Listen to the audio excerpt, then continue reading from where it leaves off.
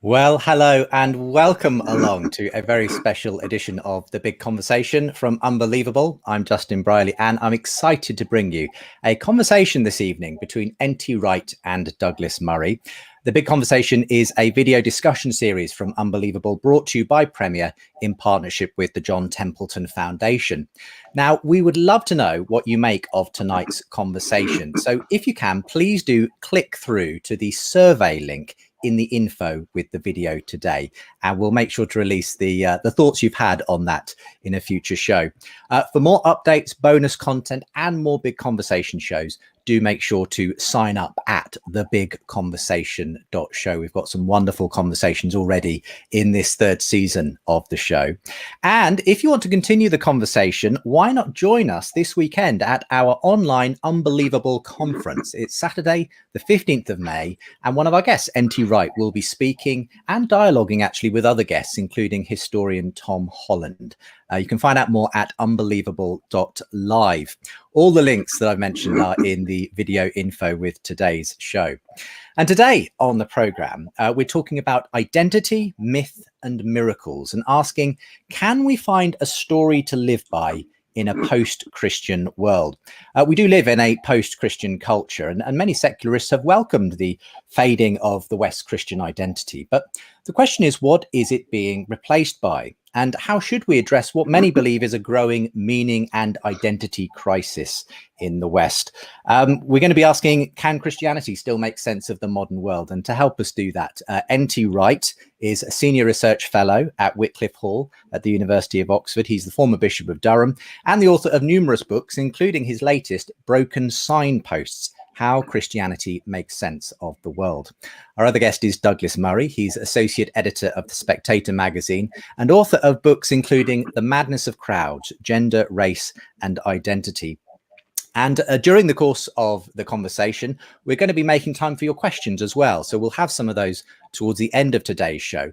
If you've got a question, whether you're watching via our YouTube channel or on one of the many Facebook pages who are sharing tonight's video, then do feel free to put a question in the chat, in the comments, and we've got a team who are going to be looking out for those and sending them through. And we hope to be able to ask as many of those as we can towards the end of the programme today. Well, thank you so much, Douglas and Tom, for joining me on the show today. I think this is the first time we've had you both together for a conversation, though I'm sure you're both aware of each other a little. Douglas, have you bumped into Tom's work before coming on the show tonight? I certainly have, and read parts of it over the years, and actually have recently been reading at the recommendation of many people his excellent biography of Paul, which I've been immersed in, and so yes, very much so. And, fantastic. And Tom, you actually have both sort of had a little bit of a to and fro in the pages of The Spectator, actually, in as much as I know that you recently responded to an article by Douglas, didn't you?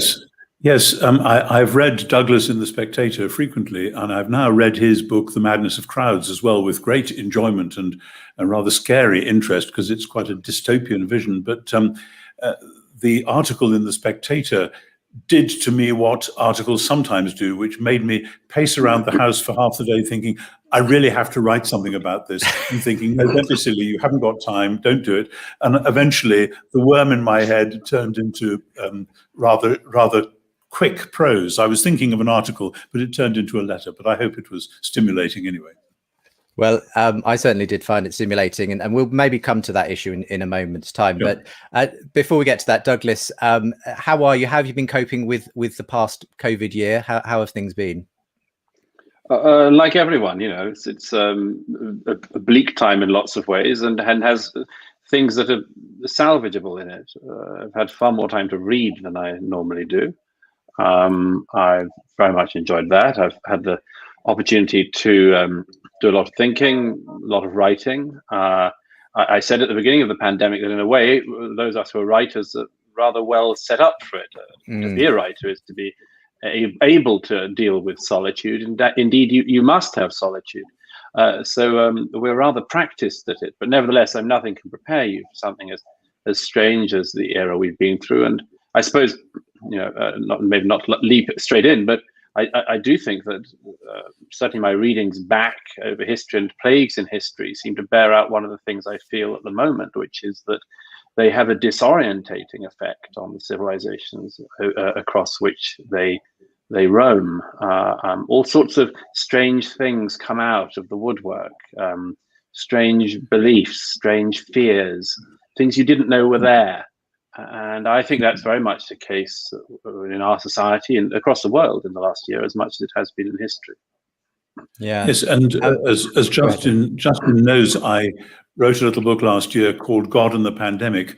The publishers put a subtitle, something like The Coronavirus and Its Aftermath, hoping that the pandemic would be over in a month or two, but that the book would still sell. And now it's a bit, well, we're still waiting for the aftermath a year later. Yeah. But that was really in response precisely to what Douglas has just said, that particularly in America, but also in other parts of the world, the sudden arrival of this pandemic and all that it's meant has produced all sorts of apocalyptic speculations. And is this a sign of the end of the world? And or does this mean that God is punishing us for some specific wrongdoing or whatever?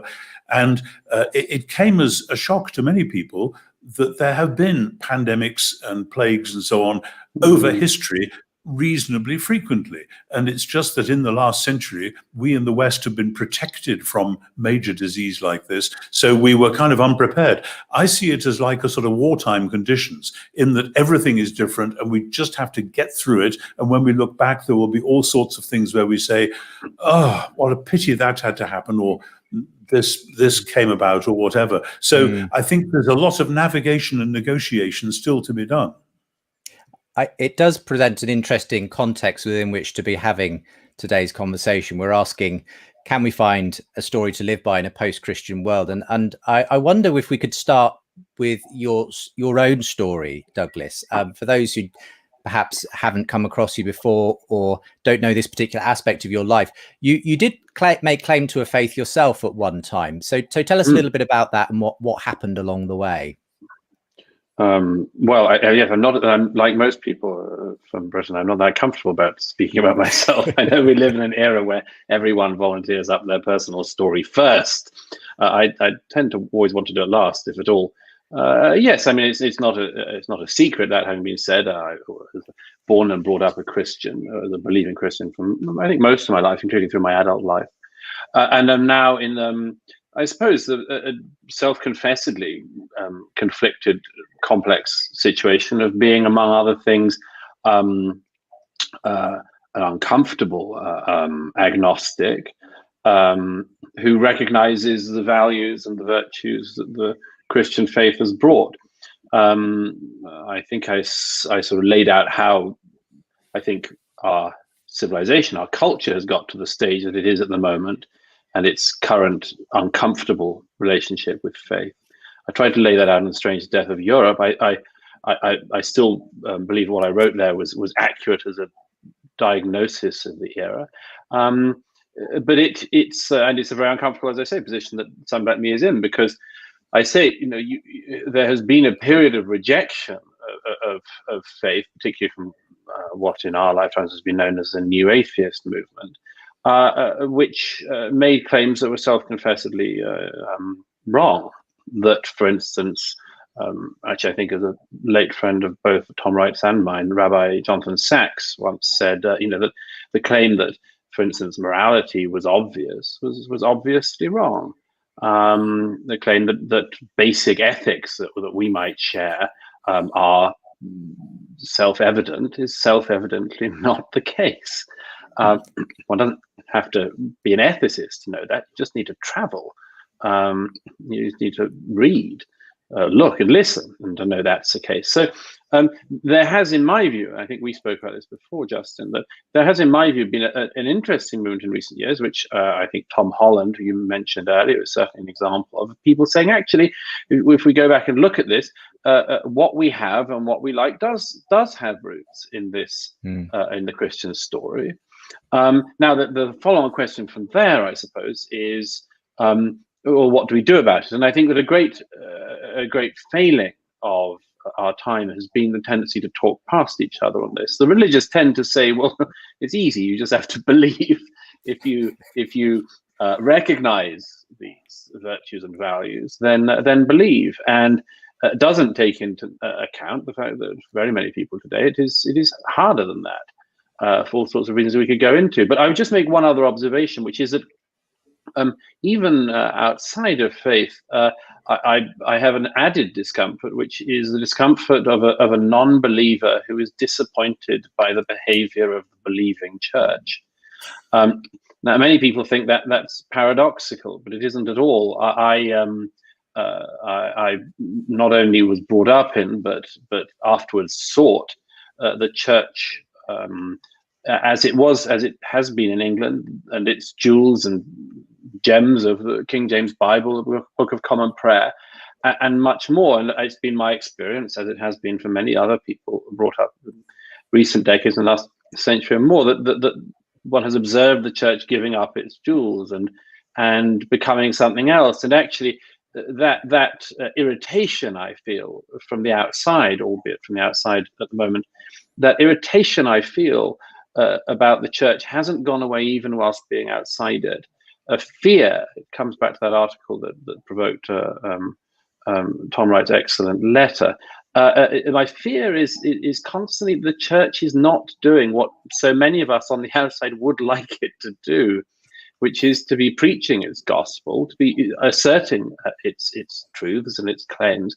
And so when one sees it falling into all of the latest tropes, one just thinks, well, that's another thing gone. It's just like absolutely everything else in the era. Everything in this boring, monotone, ill thought out and shallow dialectic. And so as I say, I'm a disappointed non-adherent.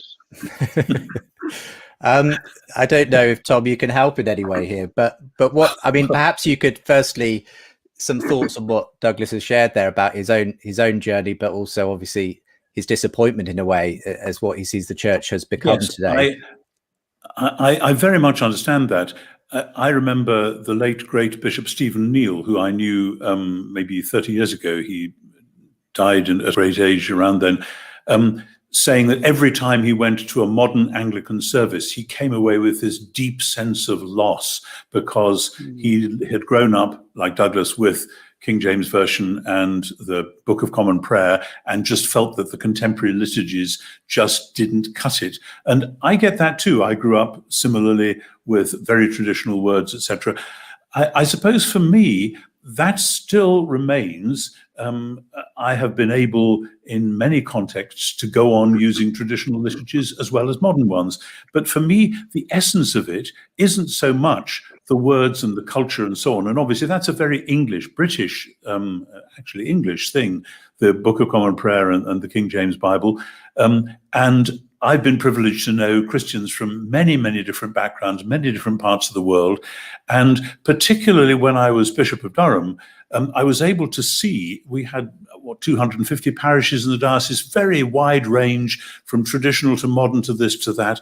But I was able to see the church at work, the church being the church on the street, the church being the one group to whom the local council could turn to find out what on earth was going on that terrible sink estate or whatever it was. And to see the church actually caring for people, being the family for the familyless, etc. Not all churches do that, but that gave me this wonderful sense that all the theory that I as a theologian knew ought to be happening was happening on the street in some of the places that never hit the news and never hit the newspapers and never get quoted on the radio or whatever. But there are many, many, many ordinary Christians, not that there are ordinary Christians, but you know what I mean, who are simply doing Christianity at ground level. And that's the thing that is so exciting. And I think when you see that, you look across at the new atheists, and it's rather like people who, like Douglas and me, love classical music, overhearing a conversation between people who are tone deaf. You just think, well, it's a great shame for you that you don't get it, because actually this world of music is so rich and amazing. And that's how I feel about the new atheists. It's too bad. And yes, there are arguments, but actually the arguments aren't necessarily the crucial thing. What matters is something else, which many people still have. And we talk about post-Christian Britain or Europe, but actually there are many new Christian movements, confusing often, and often getting muddled and so on, as we all do. But there's a great deal to be encouraged by, as well as, and as Douglas knows, I share his frustration when it appears that the church is simply jumping on the latest trendy bandwagon. I mean, one quick example, and then I'll shut up. About 10 years ago, when the debate on women bishops was really getting going, David Cameron in the House of Commons said rather disdainfully about the Church of England, yes, it's time they got on with it. They should get with the programme.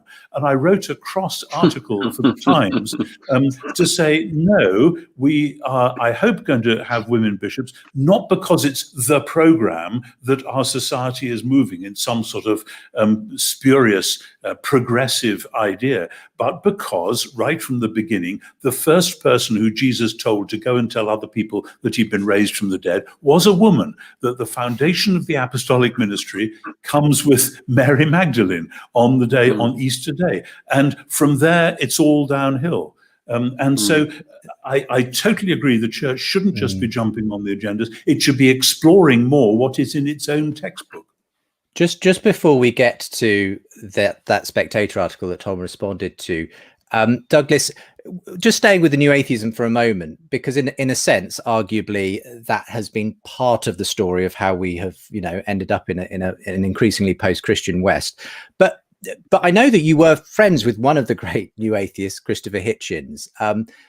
So did you disagree with him when you were, having lunch as friends and that sort of thing? What was your relationship with the new atheists? Did you outgrow them? I don't know. I think I'm friends with all of them. Some still. I remember I knew Christopher around the time that I started to lose my own faith, and I had been asked. Actually, it was in the Spectator. We always have a Christmas sort of poll of writers, politicians, and others, and asked them a question. And that year, it must have been about 2008. That year, the question was, "Do you believe in the virgin birth?" And I think it was the last time I said, certainly in print, maybe the first as well. I said, "Yes, of course." And I remember I saw Christopher in Washington a little while later. We've known each other for some years.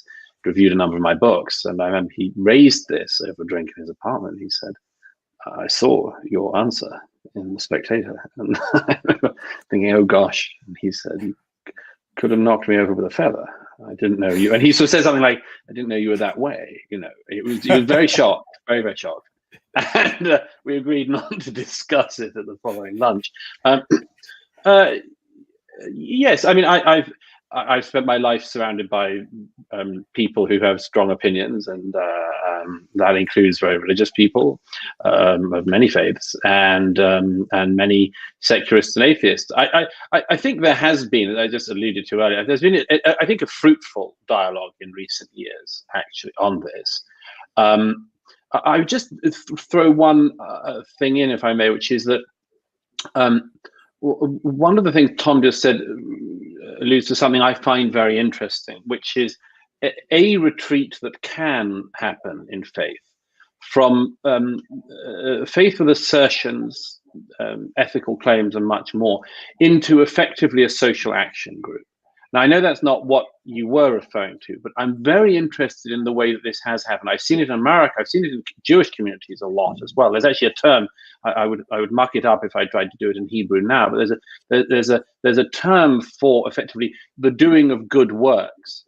And you can see some effectively, basically, non-believing or no longer believing sort of Jewish communities falling into this, saying, well, actually, our Judaism will be doing good works, doing charity, and soup kitchens, and much more.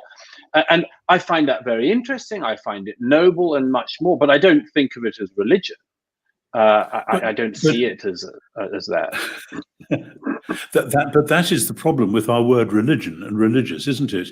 That the modern, as in post-18th century, view of religion is precisely something that is divorced from the rest of ordinary life. And that's been reinforced by, I think, an over or misinterpretation of the idea of justification by faith apart from works, as though, okay, if we believe in faith and that sort of religion, you shouldn't be bothered about all that other stuff at all. Whereas in the New Testament, it's very clear. Paul says on 2 or 3 occasions, if you're in this game, be zealous for good works. And he doesn't mean moral good works to earn your salvation or anything like that. It's that from the very start, the church was designed to be an outward facing, what's going on in this community and how can we help kind of movement. And they found that that was shocking to many people because there weren't too many other people in the ancient world who lived like that, who were looking out for the poor, not only their own poor, but other people's as well. Paul says, while we have time, do good to all people, especially those of the household of faith. But there's a sense that following from Jesus himself, there is that agenda that we are about God's plan to put the world right. And we can't do it all ourselves because it's a much bigger thing than that. But we can be people who are bringing about signs of God's restorative justice in the world. And of course, from the outside, that can look like just people running soup kitchens. Well, I'd rather people ran soup kitchens than didn't run soup kitchens, and I'm sure Douglas would agree. But it's actually about a vision of the whole of life. And if that's why I worry about this word religion and religious, because it didn't mean in the first century what it means now either. So I would rather talk about God the creator and God the reconciler and redeemer of creation, focused of course on Jesus, but with then the followers of Jesus commissioned to do those things which say to the world, there is a different way to be human. And following Jesus is the key to it. Yes, if I may say so, you're slightly unusual or becoming slightly unusual in this regard, in that you're a theologian, a bishop, and a very prominent face in the faith, who does say these things. And this seems to me to be uncommon at the moment. And what one hears from prominent bishops, archbishops even, is an attempt to slip into the rhetoric of the era, and indeed slip into the ethics and the ethical claims of the era, without making those foundational assertions that, as I say, I think that many people are hungry for. And is this where the issue of the article, let's go to that and put, name that elephant in the room. But Douglas published an article which was highly critical of the Church of England's current approach to anti-racism and so on, Tom, and feeling that they were essentially bowing to a certain woke ideology, essentially, and not sort of doing what they should do as the church. So what was your response to that? And how much truth is there in Douglas's concerns about the direction of the church? Having since read Douglas's book, The Madness of Crowds, I see more clearly than I did at the time where the energy for Douglas's article was coming from, because clearly Douglas has mapped out in, as I said before, a rather disturbing way, the large movements often rooted in various forms of early 20th century Marxism connected with Foucault and people like that, that have then generated some of these great movements. And then to see the church getting on board with that, you think, hang on, what's going on? My initial response was, this is actually a problem that Jesus himself faced. He says at one point that the kingdom of God is breaking in violently, but the men of violence are trying to get in on the act. In other words, there were other people saying it's time for the kingdom of God at the same time as Jesus was.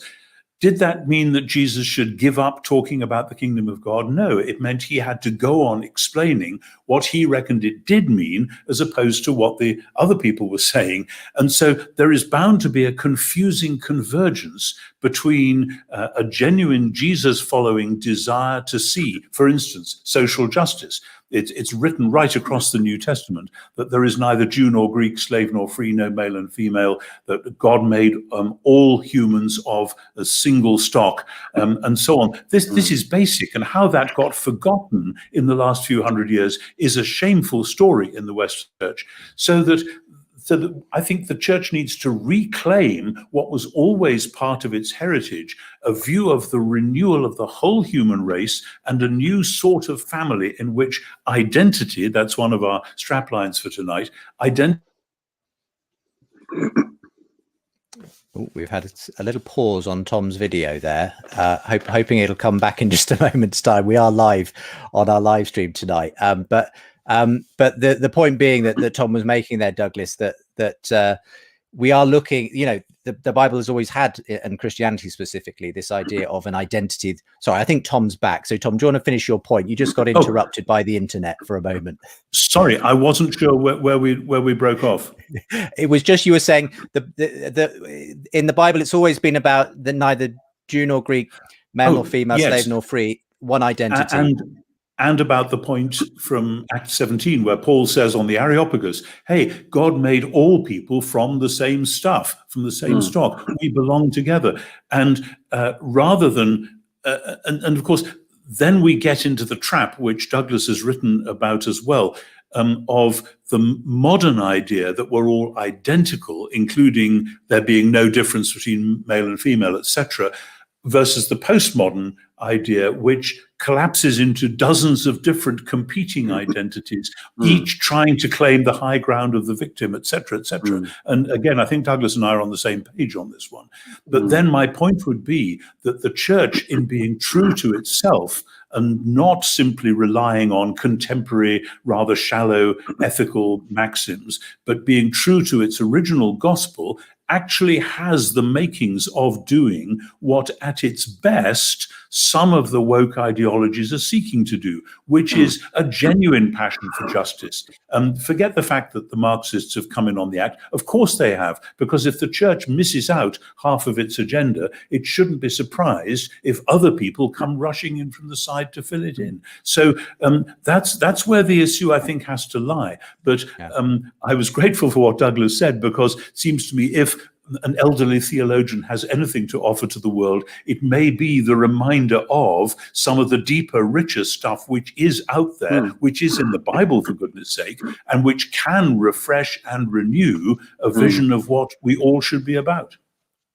Go ahead, Douglas. Yes, I think this is very important. It gets to another point I've written about a fair amount in recent years, which is, I think, Justin, I think maybe when we spoke before, we spoke about this, that sometimes people claim that the sort of public ethics of the time are sort of non-existent. That's not quite true.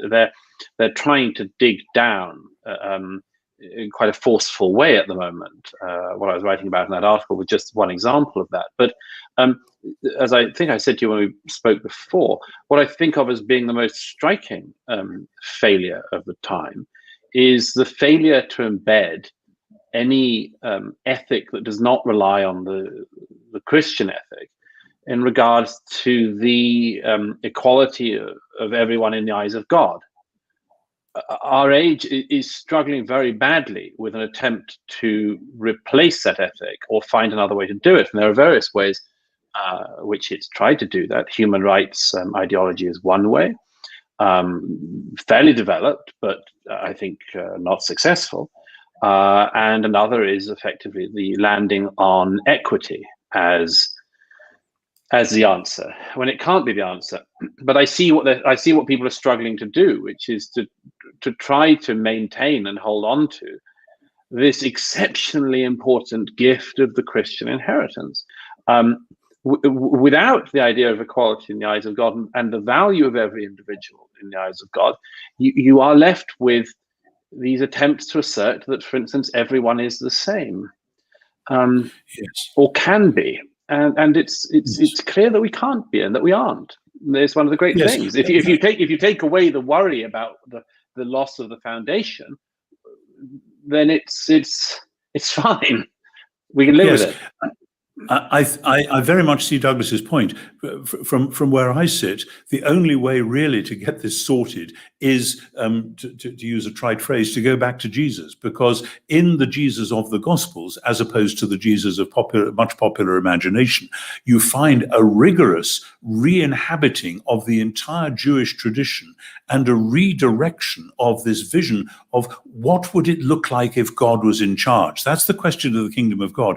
Just supposing God was in charge, how would it look? Well, it might look like a man who had two sons and one did this and one. It might look like, and then he heals somebody in the crowd, whatever it is. It's a renewal of human beings, not in order to be identikit, we're all equal now, but in order to be certainly equally valued and equally, though uniquely in themselves, part of an ongoing program that God has launched, not human beings at this point.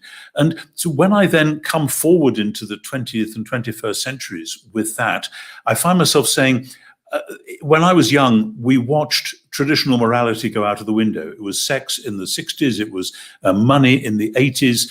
We don't need to obey the old rules. We're going to do it differently. We're the modern world now. And then what's happened is the invention of, and I think Douglas and I agree on this, the invention of neo-moralisms, which is what the woke ideology is really all about. And it reminds me sometimes of, I think it was Caligula, the Roman emperor, or it might have been Nero, I'm getting this wrong, it's late at night, who put new laws up so high that nobody could read them, and then blamed or punished people for not obeying these new laws that he just invented. And that's very much what's going on at the moment. It's as though society can't live without morality, but if you've banished all the older moralities, you've got to invent some more from the ground up. And we're doing it on a very flimsy basis, it seems to me. It also goes back to what you mentioned, the David Cameron comment, which is what exactly is the project? Because there's an added cruelty, isn't there, to this, to as it were, writing the laws in a place where they cannot be read. There's an added cruelty if you haven't even finished writing them yet, and you tell people to get with them. Quite.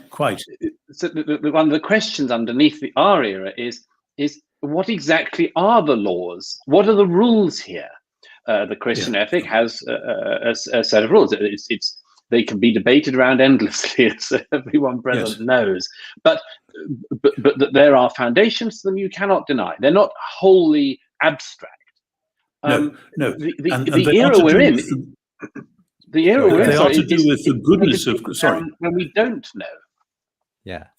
But the Christian morality, it seems to me, is to do with the goodness of creation, but the need for recreation, for redemption and recreation, but a recreation which doesn't say, forget the old ways, we'll do it totally differently. I mean, which is what we've got in a lot of society at the moment. Oh, just don't worry about what everyone used to think, we're going to do it totally differently. We're going to change the meaning of words as well as the meaning of behavior, but rather to say, no, try seeing the world from the perspective of a good and wise creator who is revealed in 1,000 ways, whether it's music or beauty or whatever it is, as well as the structures of reality. But this world is out of joint, and the great Jewish vision, and again, I knew and am grieving about Jonathan Sacks, bless him. He saw this so clearly, the great Jewish vision of God's passion for the world to restore the world, and the vocation of the people of God to be somehow modeling that and showing it forth and saying, this is a self-evidently good way to be human. And so it isn't just thinking through ethical theory, it's about how the community actually lives. And for me, again, this is all about following and worshiping Jesus. And that, I know that was folly to the Greeks and scandalous to the Jews in the first century, and it still is today. But if you put that as the coping stone in the middle, everything else will actually fall into place.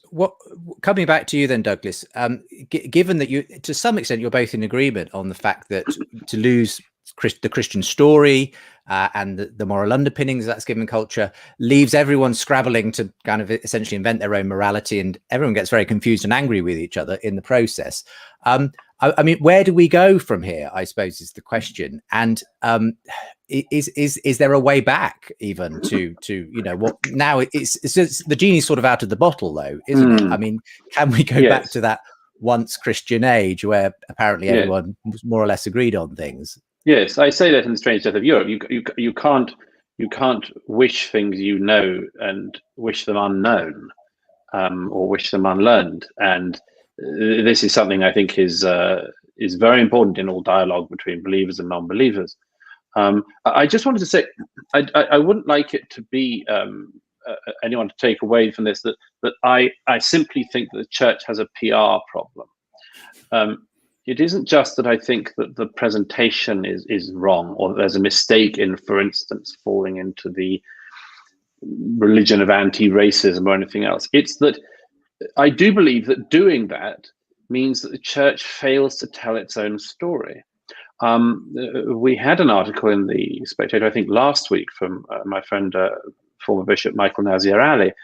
He made a very powerful point about the figures in the church, for instance, who were profoundly anti-slavery, and not just Wilberforce, but Charlemagne and others who saints in the 7th century, Christian saints in the 7th century, who were martyred and objected to the slavery in their own time. There is, what I'm trying to say is that it's not just that there's a PR misunderstanding, it seems to me, within the church, and it's missing a trick.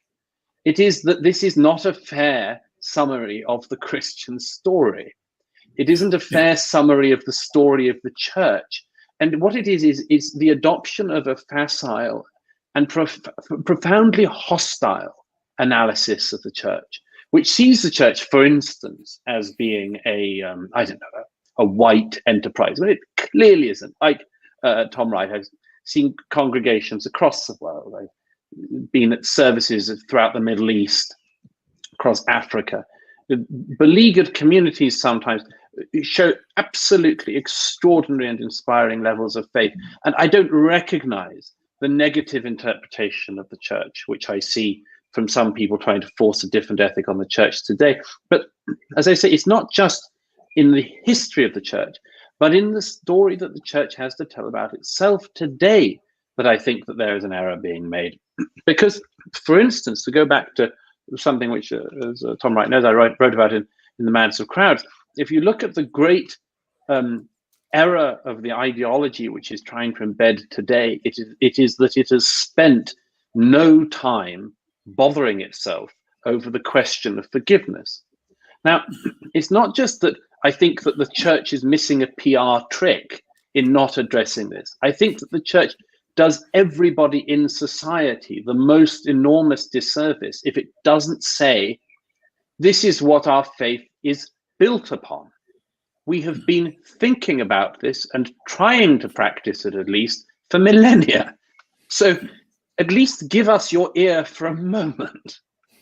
Yeah. And that's really important. I was talking to a good friend just this morning on email who has been writing a short article about wokeness, and he wanted me to comment. And I said, the one thing you need to point out is that all the woke morality is simply about you guys are wrong and you guys are wrong and you're full of hate and you're this and you're that.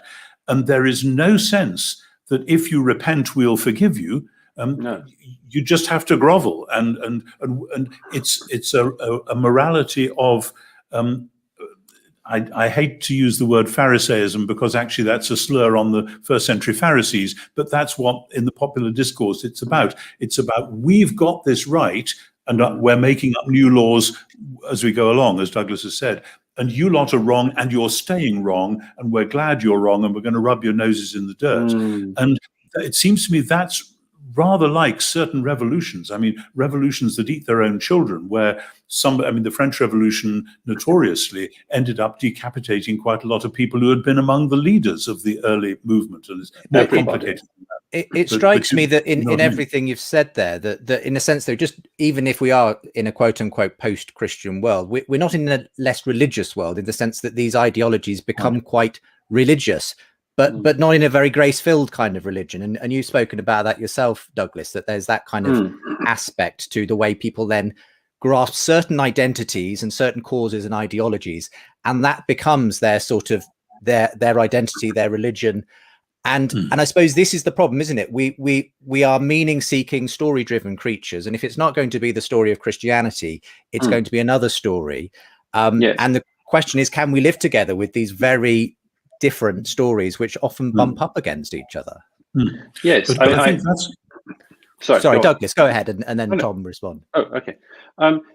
I think this is true. I've often thought, I hesitate to say this in fact, such a distinguished theologian, but I've often thought that one of the interesting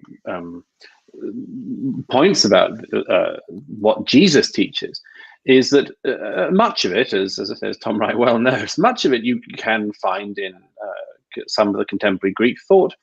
Some of the thought is around the Roman world, but nothing prepares for the demand to love your enemy.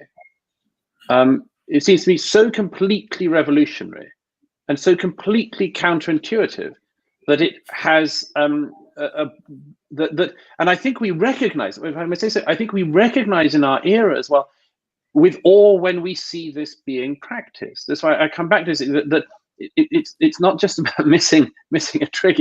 It's missing an opportunity to display your faith.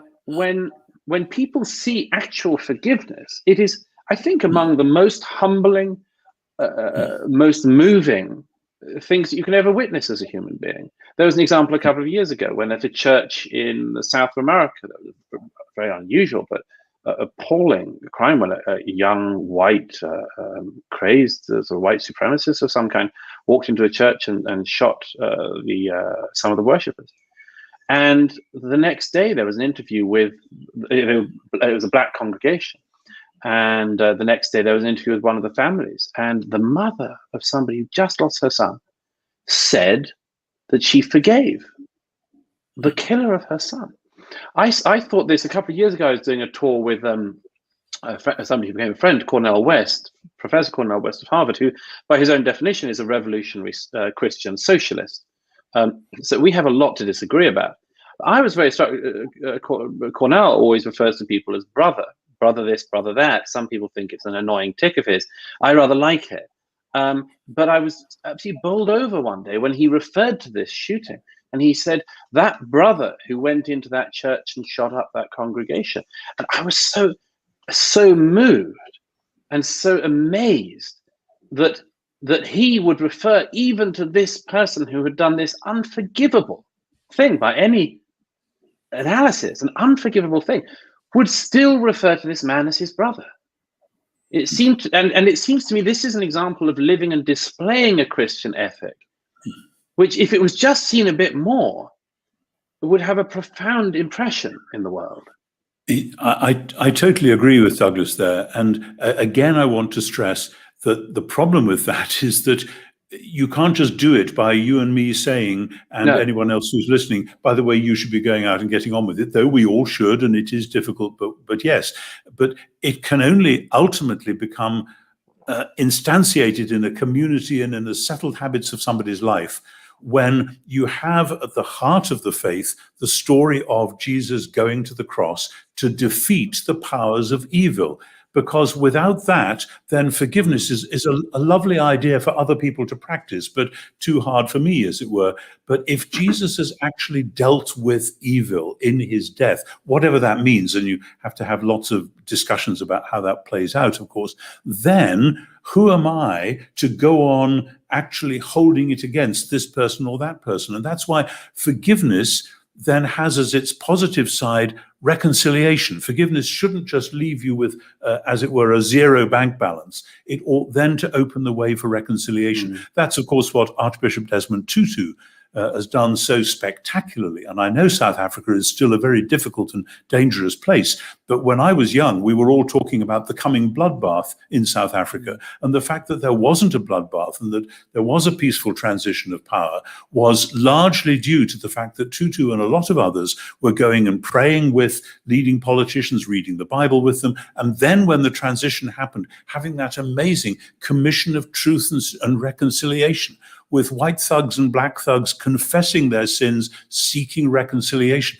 That should still be sending a shockwave around the world, both in Northern Ireland and in the Middle East. Heaven help us what's going on at the moment, and so on and so on. This is the only way to live, ultimately. But you can only even glimpse a chance of doing it if you've got Jesus himself in the middle. I'm sorry to sound like a cracked record, but perhaps you would expect a theologian always to come it's back important. And talk about Jesus. If I say so, it comes back to the point. It's the most important thing to do as a theologian, and as a Christian, and it is, as I say, it is an enormous relief to hear it.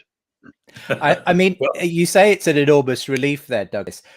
In a sense, for you, obviously, you came to the point where you couldn't believe that this story was literally true, but you miss it. You even described yourself as a Christian atheist. I mean, the culture at large, there's probably a lot of other Douglas Murrays out there, and people perhaps for whom Christianity has never figured in their life. But if Christianity is the story that did work, and the stories that we're now telling aren't working and putting us out of joint, can you see any way in which the Christian story, even as a non-Christian, could start to make inroads again? Is it simply about the church standing up again and being a bit more confident?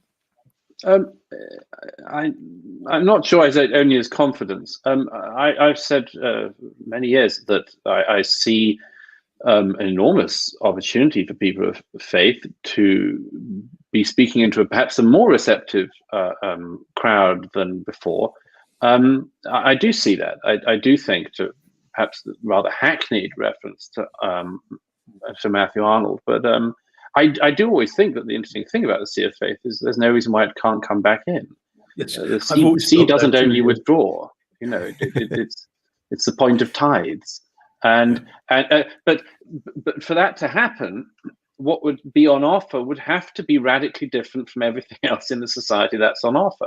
That's one of the reasons why I've been very interested. I can't remember if we talked about this with Justin before, but I've been very interested in recent years watching contemporaries of mine who have seen through, looked at, stared at some of the same problems that I have, and have come to conclusions of their own in a religious sense. I've been very struck, for instance, by not a large number of people, a relatively small number of people, but people I think of as being very intelligent thinking people who have, for instance, converted to Catholicism. And I see, I can think of one person who is an Anglican, one person who was born and brought up a Muslim, and somebody else I know who was an atheist throughout. And I don't think this is typical by any means. I'm not trying to say that. I'm just saying that among people I know who are very thoughtful, who thought about these things, have come from a wide range of different directions. They have gone towards that, and what has struck me most is that they have gone to the most traditional form of that faith. I'm talking about people who've gone into Tridentine mass attending Catholicism. They don't go to the weaker forms of it because they want to drink as directly from the well as they can. Yes. And that seems to me to be, as I say, why it saddens me to put it no stronger that that a religion with this inheritance, with all of this to offer, would offer the most watered down version of itself, to the extent that it is a version that is indistinguishable from everything else on offer in society. Yes, I very much understand that. I think at the same time, there is a sense which is deeply rooted in Jesus himself going and eating with sinners, doing things that nobody was expecting a Messiah, a prophet, to do, breaking the social taboos in order to be on all fours with the people who really needed him.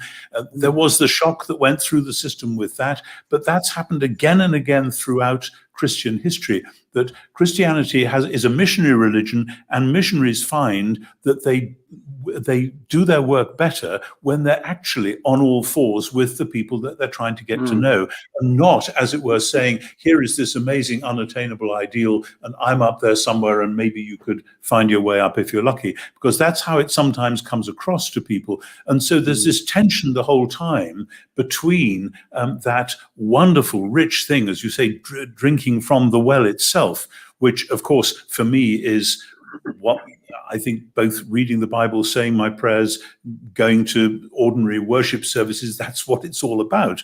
It's absolutely central. But there is a to and a fro. And again, it's because of a belief in the goodness of God's creation that that actually these people out there are created by God. God loves them, and I am called to love them as well and to get alongside them, and not, as it would appear to some, hold myself away from them by going to something so recondite that the average mortal would never even have the slightest idea what it was all about. I think that tension is always going to be there. Well, if I may say so, just very quickly on this, I completely agree. But a very interesting thing that's happening at the moment is that the abstract not getting involved in the nitty-gritty of your era is actually what is happening mistakenly.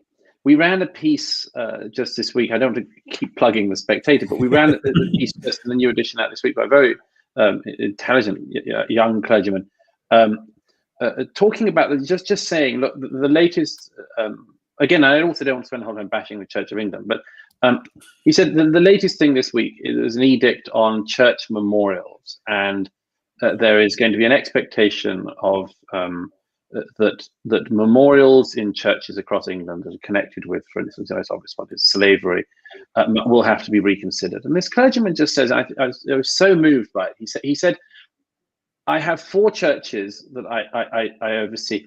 If I am to spend my time going through this, he said, first of all, no one has ever complained about a memorial, ever, Jimmy. He said, if I'm to spend my time doing this, I will not be able to spend my time ministering to the people in my parishes. He said, it is as straightforward as that. And as I say, what strikes me is that there is a drive for what is mistakenly thought to be a drive that will satisfy and impress people in the era, when in fact it will take the church precisely away from its activities. Yeah, it seems to me an example of a massive misunderstanding of where the church's priorities ought to be in order to impress the rest of the country. Fascinating conversation. Time is slipping by so fast, though, and I did promise those who are watching on YouTube and Facebook some opportunity to ask questions. We had a lot of them coming in.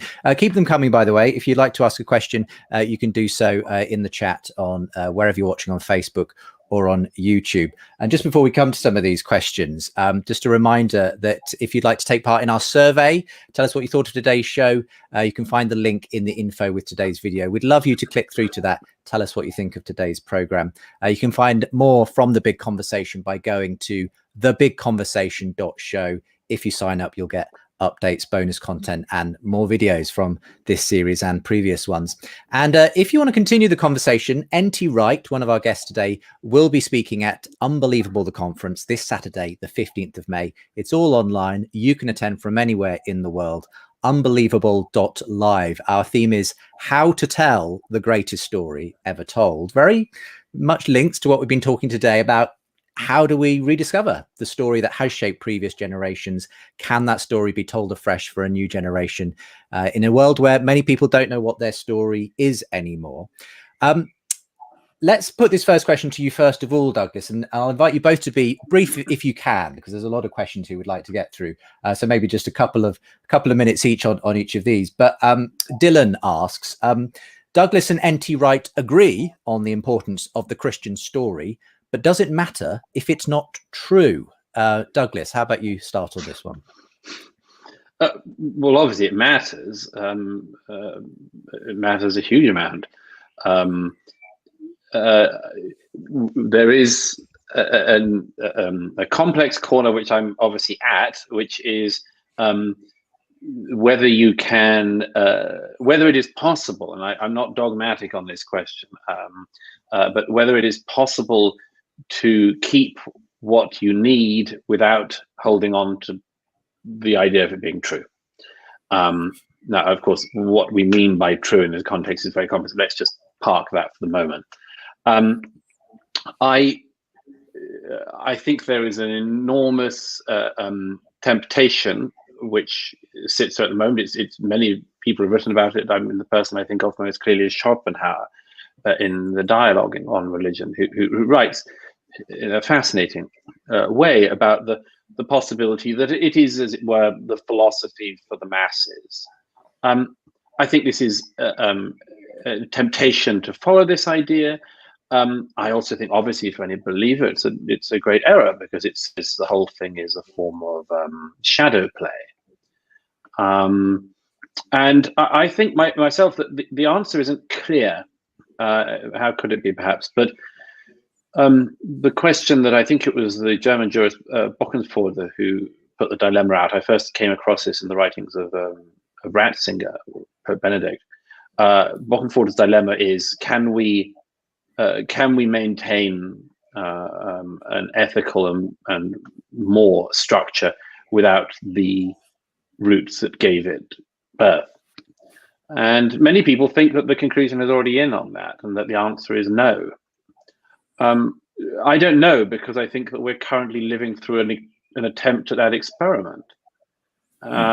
It's like the question of, exactly where the fire stops and where the heat begins, and when you know where you're living in the embers, and whether you can get them going again.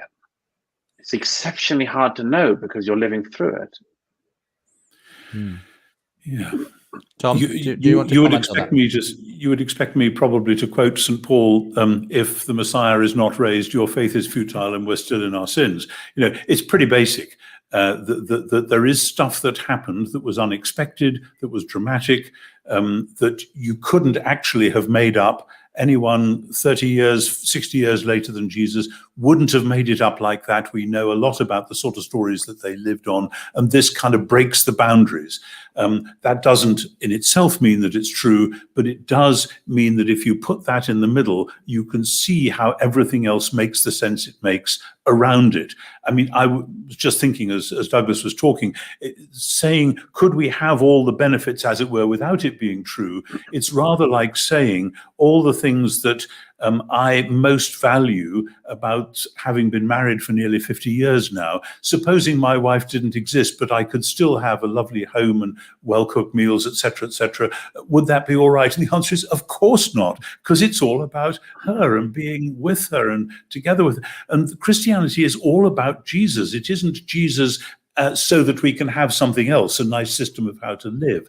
It's we have Jesus, and because we have Jesus, then all the other things make sense. So if you take Jesus away, and that means Jesus being crucified and raised from the dead, then I'm sorry, it's just not going to work. Theologians and others have tried to do without the resurrection in the last century, and their systems basically fail, in my view. And the churches that follow those, I think, have often proved that point as well. So, yeah, nice try, no cigar would be my sense. Yes, but this is the bit where you end up feeling embarrassed in front of Christopher Hitchens, isn't it? If you're required to believe in these things like miracles, and specifically the core miracle at the heart of Christianity. And well, here's another question, and see what you think of this, Douglas. Bensonium asks, when it comes to Douglas losing his faith, was it those intellectual difficulties in miracles, the virgin birth, or something else? And I suppose I could ask about the resurrection as well. I mean, Tom obviously feels if Christianity is ultimately going to be helpful, it's helpful on the basis that something really happened that changes the world, changes people, and then works out from there. I mean, yes. What's your take on that? If you're not really sure that you can go down that resurrection route? Well, let me just argue something slightly counter to what I just said, but doesn't completely counter it, but it might complement it. I remember some years ago reading a very interesting a book by George Steiner in which he relayed a conversation he said was one of the most important conversations he had in his life, which was actually in South Africa, which Tom just referred to. I hope I don't get this wrong. It's in one of his later books, but Steiner says that late one night over dinner, he's talking with some activists, happen to be black activists, and I suppose it must have been still in apartheid time. And one of them says to him suddenly, to Steiner, who's obviously Jewish, but you don't understand, we don't have a book. And Steiner said it was one of the most flooring and distressing things he had ever heard. We don't have a book. Now, obviously, these people were not Christian, but what they noticed was they did not have a thing to draw upon in the same way that, for instance, Steiner, although he wasn't exactly a believing a Jew, I think, had the Torah. There's a similar point made by Alan Bloom in one of his books in the 1980s. I can't remember which one, where he says if you're not going to have the Bible, you would need to have a book of equivalent seriousness to base it all on. And I've always thought this is a very important challenge, because there are books that people might put forward to try to base it on, but they are never of equivalent seriousness. And it's actually quite hard to think of a book of equivalent seriousness to the Bible. But I do think this is a challenge. What would you base it all on? Exactly. And it's fascinating because A.C. Grayling, maybe 10 years ago, produced that thing called The Good Book, which was his attempt to do a sort of secular Bible, and it fell flat on its face. Yeah. It was I thought it was a very shallow and rather distressing production. But the point of the Christian Bible is, yes, it's a book which does this, that, and the other. It's a great story, but the Christian Bible, the climax of the story is, of course, Jesus. The four Gospels bring the story of Israel to an unexpected and very shocking climax, as a result of which all sorts of other things happen. So it isn't that the Bible is just full of abstract teachings and ethics, etc. And, oh yeah, we've got this book which tells us what to do. It's a story, and you're invited to get on board with the story and to be part of the onward movement that takes it forward from there. And in a sense, the Jewish Bible does the same thing, but in a much more wistful way, because it's telling a story, but the story sort of, well, does it peter out, or does it turn into something abstract? That's a question which Jews wrestle with to this day. But the Christian Bible has that climax on Jesus. And if you take that away, well, it's a lovely idea, but why should we credit it? Yeah, I mean, Douglas, just coming back on that, and there's a question that perhaps ties into this a bit, from Alex, who asks you, Douglas, would you consider yourself a moral realist? I suppose the question I want to ask along with that is, do you consider there is a story that we're supposed to be living by? I.e., is there something that transcends us? Is there a purpose? Is there a morality? Is there a something to which we are beholden? Because in a sense, that idea has gone away in a postmodern world, in a new atheist world. You know, life is whatever you make it. There really is no overarching purpose, no meta narrative. Yeah. Christianity obviously gave people that, and continues to give many people that, a story, as Tom says, to live into. But we don't seem to have those kinds of stories anymore. So where do you find yourself, and are you worried at the lack of this kind of a story now? Well, I've said before, I can't remember where, that we're clearly, as I think was being mentioned, we're meaning-seeking beings, we're storytelling beings. That having been agreed, the question then is are we just meaning-seeking beings, or are we meaning-seeking beings and there's meaning? Now, I happen to incline more to the latter position. I don't know exactly what it is.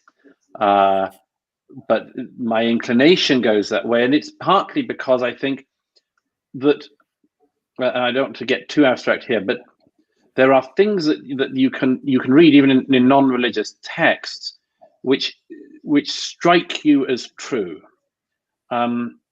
I was reading Brothers Karamazov recently, and of course Dostoevsky's seeped in Christian religion, but there are two moments at least in that book where you gasp, because what Dostoevsky is doing is suddenly taking the story into an entirely other realm.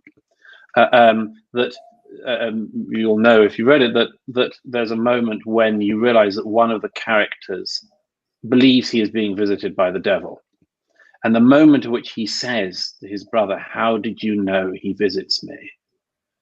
is unbelievably powerful. It knocked me over when I read it, because Dostoevsky is doing something that seems to me is accurate in our understanding of our lives, which is that we go through them, we act in them as if that is all, and we stumble at strange moments on things that suggest to us that it's not all. And this is an intimation. I say that, I mean, this is why aesthetics is important to me, it's why music is important to me, why poetry and art is important to me, because I don't think it's doing something just on its own. I think it's giving us a sign of something. I think that it's what's so extraordinarily important about music, is that music tells us something that exists in a language we cannot completely speak, but which we know is inviting us towards something which we understand to be true. I could go on all day about this, but yes, that's my in short. It sounds very similar to what you've been talking about in your latest book, Broken Signpost, Tom, that all of these things that speak somehow to our soul are as you say, broken signpost towards something beyond them. Yes, that the language of beauty, and for me, music particularly, is enormously powerful, and it's pointing towards something, but then the music stops, or the sunset fades, or the beautiful friend is killed in a car crash or whatever, and it looks as though then we're back with Jean-Paul Sartre, say life is just a sick joke. And that's where so much of our culture has been. Yeah, it was nice stuff, but it doesn't actually mean anything. And for me, it's only, again, cracked record coming up, it's only when you put the story of Jesus in the middle of that and discover that Jesus and his crucifixion are the kind of ultimate broken signpost, because that's where we see justice denied, beauty trampled on, freedom obliterated, etc. All those things which were our great dreams, which we have lost, are actually true of the story of Jesus going to the cross. And I would urge anyone to reread the story of Jesus going to the cross, thinking of it like that, not just then this happened, then that happened, but those great things that we love, beauty, freedom, spirituality, all of these great ennobling things, they're all there in that story. And Jesus himself, as God incarnate, comes to the place where our dreams let us down, in order to be there with us, and then to do the new creation thing out the other side. That's a summary of a much more complicated argument, but that's where it's going.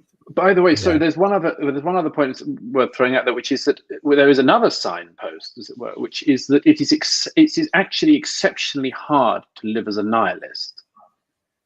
To live as a nihilist. A nihilist, yes. It's a very interesting thing. Nihilism is spoken about a lot. People quite often describe particular ages as being nihilistic. But in fact, it is very rare to come across an actual nihilist. Yes. Almost nobody lives in that state. I can think of, in the modern era, I can think of probably only one person who pretty much approximates it, which is Michael Houellebecq, the French novelist, who certainly writes as a nihilist. But even he, you get the sense, and sorry, Justin, if I've said this before, I can't remember, you get the sense is not completely capable of living as a nihilist either. If I'm giving a quick example, there's an extraordinarily disturbing, sorry, I know we said we'd do 2 minutes with each question. It's fine. Go ahead. There's an extraordinary moment in a book by one of the surviving journalists from the Charlie Hebdo offices, who wrote a book called Disturbance a couple of years ago, a very, very upsetting book. But he described bumping into Michael Houellebecq at a party sometime after the massacre, And he recognizes him, and Mikhail Welbeck has never met him before. They've both got bodyguards at this party.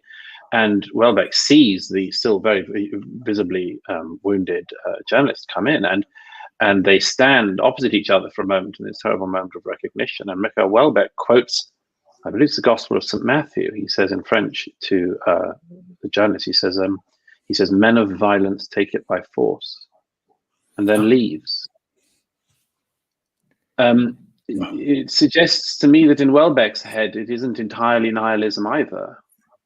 That even then, and who knows where that came from, a bit of memory of French Catholicism or whatever, phrases that did actually give meaning. Yes. And that's a Jesus phrase. Yeah. It's like my favorite novel by the Jewish novelist Chaim Potok is My Name is Asher Lev, where the young rabbinic student who discovers he's got an amazing gift for painting, which is not something that his rabbinic community wants to know about at all, is trying to find models for the pain of being a Jew in the modern world. And he travels from New York to Europe, and he goes around the galleries, and he comes back and he paints crucifixions. And obviously there's a lot of kind of Chagall and so on in the background of that. But part of the grasp of that is a sense of, even in an ultra-Orthodox community where the idea of a cross on the corner outside a church in a street somewhere would mean those are the people who think that we're God killers or whatever. So there's a real fear. Nevertheless, nothing but the crucifixion would do to express what he needed to express. And it's almost as though it's now woven in not just to culture, but the way that the human race is, that at the very moment when it tries to get away from all that traditional Christianity stuff, the best model with which to do it turns out to be something pretty central to what the Christian gospel was all about. I've got an interesting question here from Carla. We'll start with you, Tom, as she asks this specifically of you. In a postmodern world, are you concerned that our use of the word story has a worldview confusion with myth instead of truth? In postmodernism, everything is story/myth. Do we need to distinguish Christian truth from story/myth? What do you say? Yeah, this is obviously a much more complicated thing than we got time to address, because there's at least 4 or 5 different senses of the word myth which have been out there.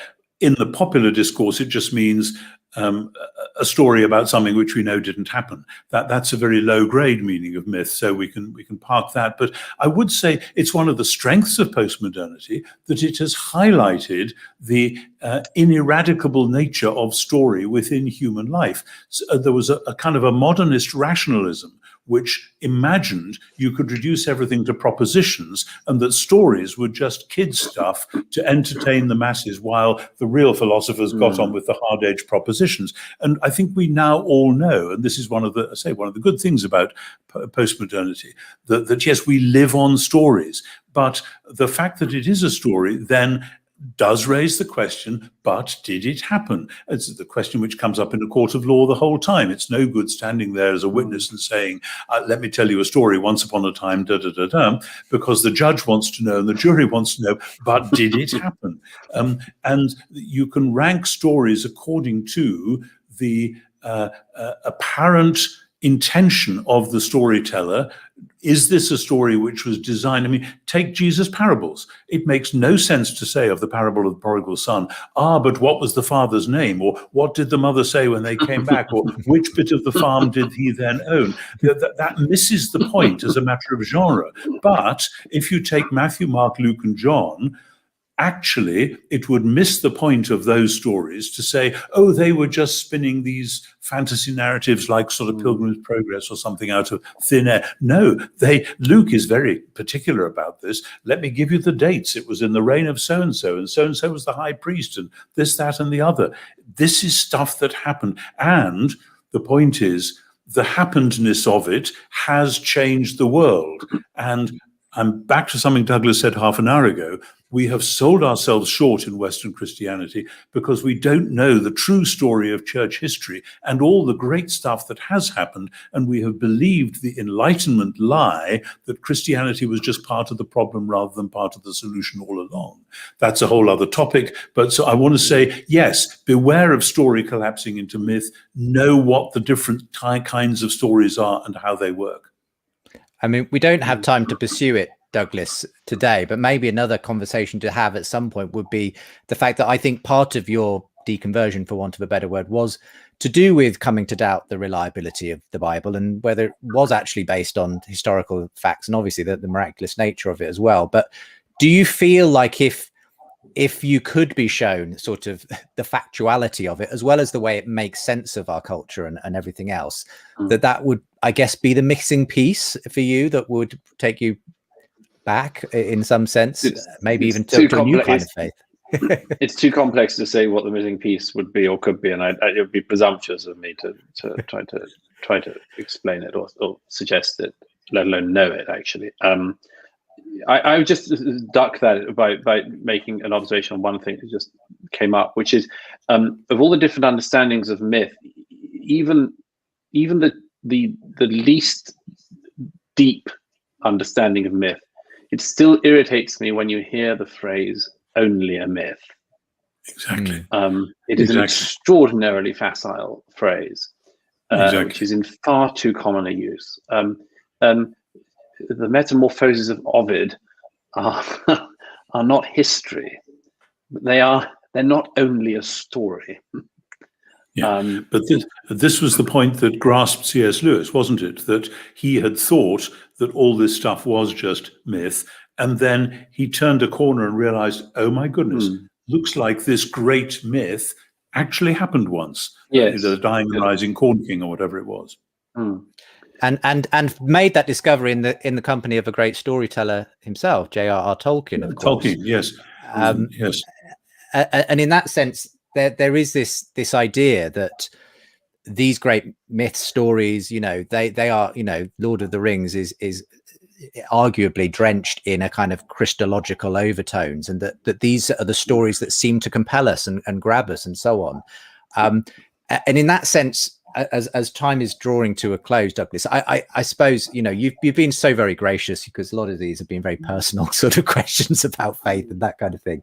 But do you wish for it to be true? Do you wish that there was, that, as Lewis said, this is the true myth? Is that something that you could see making sense of the world if there was a true story that everything sort of came? Of course. I mean, I don't really understand people who don't wish it to be true. I don't really understand those people. I do have known some. We mentioned one earlier who don't wish it to be true, didn't wish it to be true. No, of course I do. I suppose that one thing that I've always found extremely powerful in that regard is whenever I've been in the Holy Land, Israel, surrounding area.